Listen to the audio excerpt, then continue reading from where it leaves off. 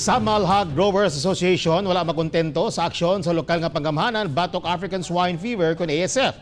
Ano ang report ni Jandy Esteban? Total lockdown kini ang panawagan sa Samal Hog Growers Association sa lokal nga panggamhanan sa Samal Island taliwala sa pagigo sa African Swine Fever sa Don Marcelino, Davao Occidental. Di na daw dapat hulaton nga musulod ang maong sakit ay managang aron maprotektahan ang ilang mga baboy nga maura usab ang ilang panginabuhian. Unya na managang og nana. Unya ang amo ang panginabuhi ipiktado na. Hinoon, mipasalig ang backyard hog raisers nga kaya nila masuplayan og karne sa baboy ang isla ug galing magpatuman og lockdown. Dili pa siya makaban.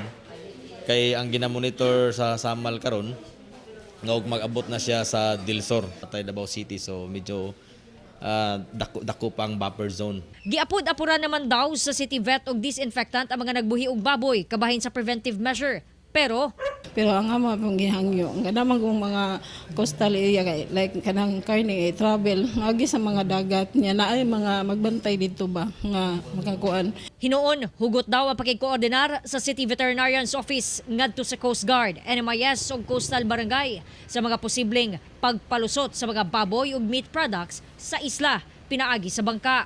Sumala sa City Vet nga naka-request daw sab sila og 3 million pesos nga budget aron mapakusgan ang biosecurity measure batok sa naisgutang sakit. Nag-allocate pa mig budget para sa mga jute sacks, no? Jute sacks nga i-procure kay kailangan man good nga natay mga foot baths, no? Kauban si Mel Colmenares sa kamera. Ako si Jandy Esteban para sa One Mindanao.